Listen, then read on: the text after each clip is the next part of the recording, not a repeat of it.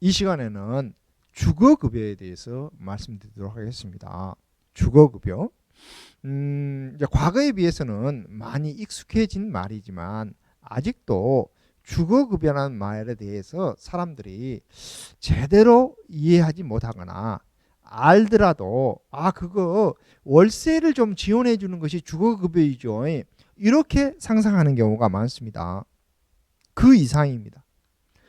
가구소득 인정액이 기준 중위소득의 46% 이하이고 복지로나 행정복지센터에 신청하면 주거급여 수급자가 될 수 있습니다.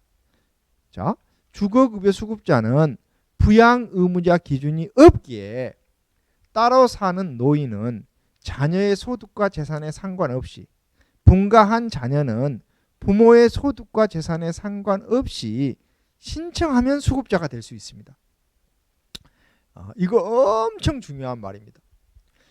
그동안 많은 사람들은 기초생활수급자 그러면 본인의 소득과 재산이 별로 없어도 노인이라면 자녀, 또 젊은이라면 부모의 소득과 재산이 어느 정도 있으면 수급자가 될 수 없다라는 고정관념을 가지고 있어요.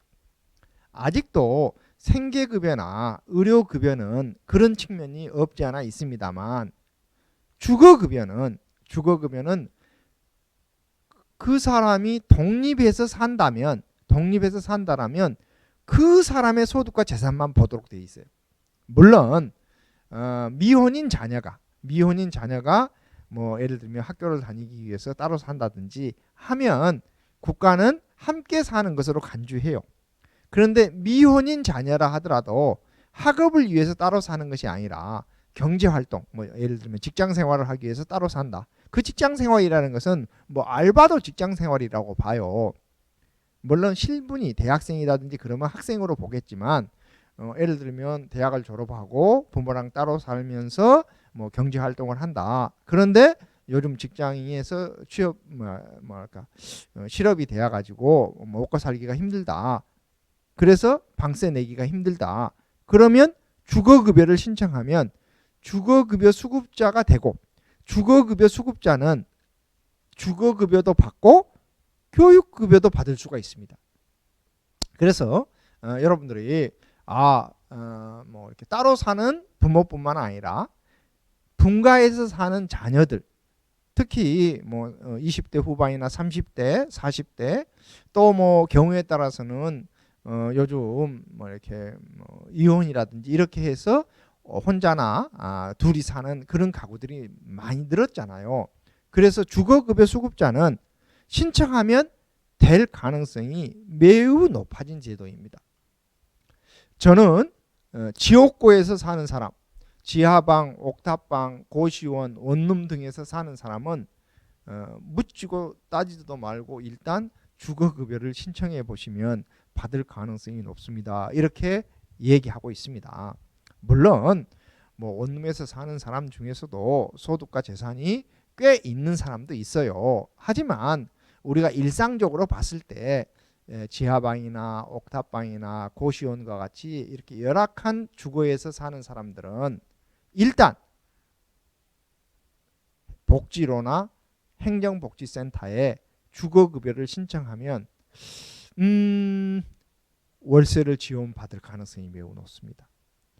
그러면 뭐 월세 사는 사람만 주거급여를 받을 수 있느냐? 아닙니다. 전세 사는 사람도 받을 수도 있고, 농어촌 주택이나 도시의 허름한 주택처럼 재산가가 낮은 집에서 살고 있지만 소득이 별로 없는 사람은 신청하면 주거급여를 받을 수 있습니다. 물론 혼자 사는 사람이 주거급여를 받을 확률보다는 둘이, 셋이, 넷이 사는 사람이 주거급여를 받을 확률이 높죠. 특히 어린 자녀를 키우는 부모, 한부모가 주거급여를 신청하면 받을 가능성이 매우 높습니다.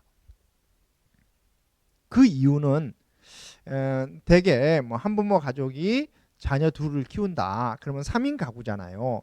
그래서 만약에 뭐 한 200만 원 정도 번다.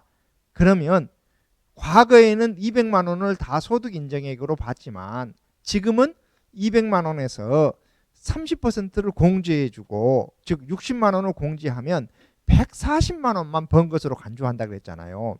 그러면 뭐 3인 가족으로 140만 원이다. 그러면 뭐 주거급여 받을 가능성이 매우 높죠. 물론 뭐 다른 소득과 재산이 있는지도 좀 살펴봐야 되겠지만 그것도 그 사람이 신청해야 국가가 살펴보는 것이지 신청하지 않으면 안 봅니다. 따라서 특히 마을에서 뭔가 좀 좋은 일을 하면서 복지 사각지대에 있는 분들을 좀 돕고 싶다. 그러면 아직도 부양 의무자를 보는 생계급여나 의료급여는 수급자가 되기가 쉽지 않지만 주거급여는 신청하면 받을 가능성이 매우 높다. 이걸 꼭 알려주셨으면 합니다. 주거급여 수급자는 주거급여도 받고 교육급여도 받을 수 있는데요. 주거급여는 임대료나 주택 수선비를 지원받는 겁니다. 그래서 이제 새 사는 사람은 월세를 지원받는 거죠. 그리고 자기 집에서 사는 사람, 뭐 허름한 집이라도 농가주택이나 이런 자기 집에서 사는 사람은 3년이나 5년 혹은 7년에 한 번씩 집을 수선할 때 그 수선비를 국가가 지원해 줘요. 뭐 그래서 뭐 도배장판을 새로 한다든지 창호를 새로 한다든지 무슨 뭐 지붕을 개량한다든지 보일러를 교체한다든지 이런 비용들도 주택 수선비에 해당됩니다.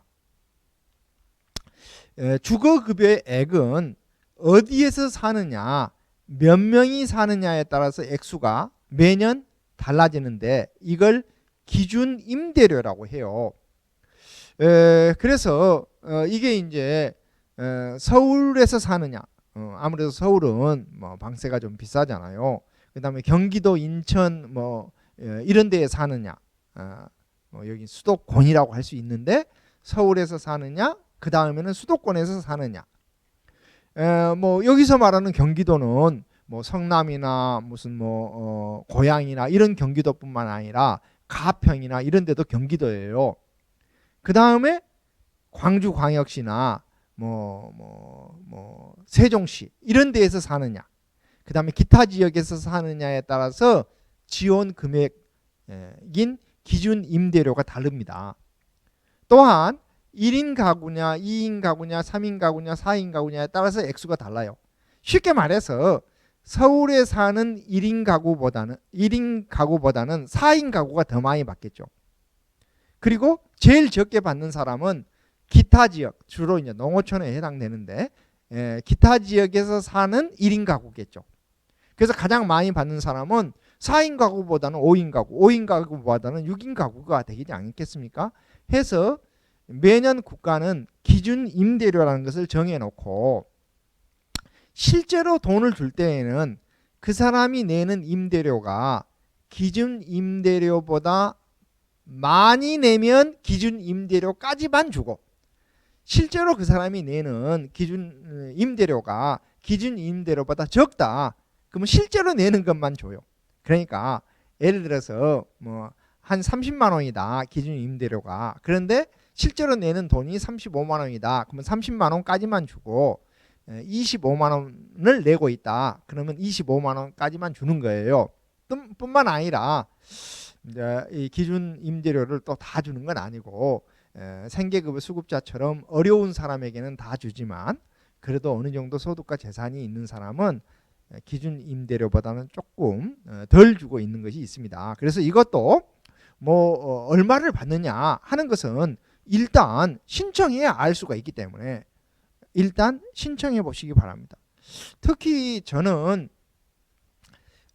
주거급여는 그 미혼인 자녀가 학업이나 뭐 이런 뭐 다른 이유로 따로 사는 경우에 과거에는 예를 들어서 농어촌에서 사는 사람이 있고 또 도시에서 사는 자녀가 있다. 그러면 그 둘 중에 누구의 임대료가 더 많냐를 물어서 임대료를 많은 사람을 기준으로 돈을 줬는데 지금은 그냥 예를 들어서 어머니 아버지는 농어촌에 사는데 자녀는 도시에서 산다.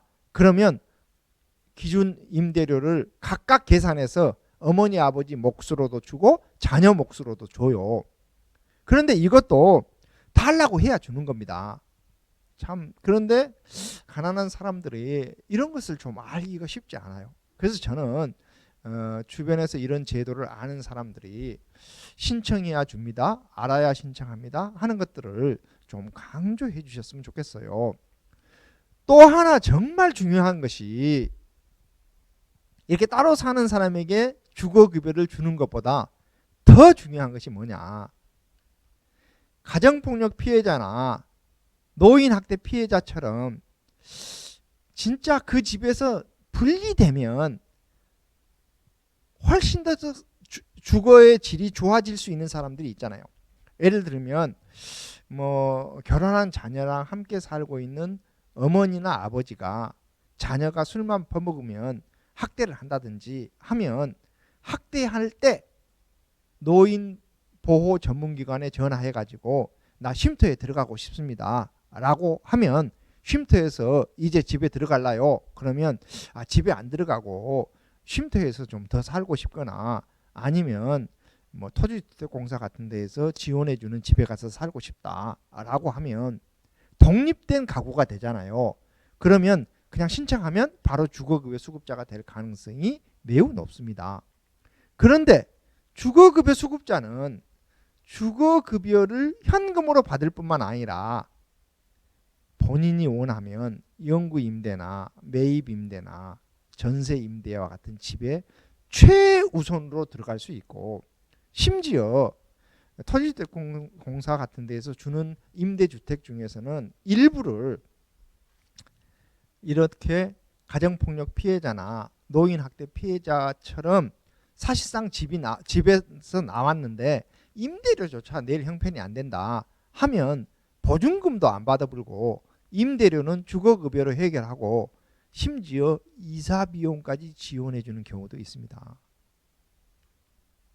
그래서 주거급여 수급자는 매달 임차료를 지원받을 뿐만 아니라 이런 영구임대, 매입임대, 행복주택, 공공임대 등을 잘 활용하면 삶의 질을 획기적으로 높일 수가 있습니다. 그래서 저는 주거급여 수급자들이 너무 매달 받는 임차료 지원에 너무 목매이지 말고 좀 더 괜찮은 집으로 옮기는 방안을 좀 많이 상상해 주라.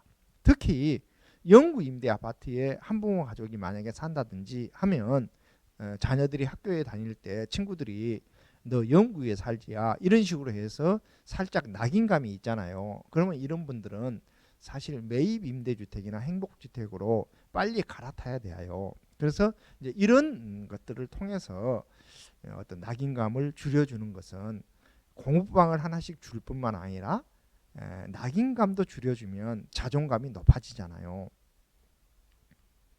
기초생활보장 수급자뿐만 아니라 저소득 중산층도 토지주택공사나 도시공사 등에서 주는 각종 주거복지제도라는 게 많습니다. 많은 사람들이 기초생활수급자나 차상위계층 같은 사람들에게만 주거복지제도가 활용된다고 착각하기 쉬운데 사실 맞벌이 신혼부부 같은 분들은 뭐 연간 소득이 뭐 한 7, 8천만 원쯤 된 사람도 이런 공공임대주택에 쉽게 입주할 수 있어요. 특히 행복주택 같은 경우에는 매우 쉽게 입주할 수 있습니다. 그래서 저는 너무 주거복지제도 이런 것들을 기초생활 수급자에게만 해당된다라는 편견에서 벗어났으면 한다라는 게 강조하고 싶은 내용입니다. 교육급여에 대해서 말씀드리겠습니다. 교육급여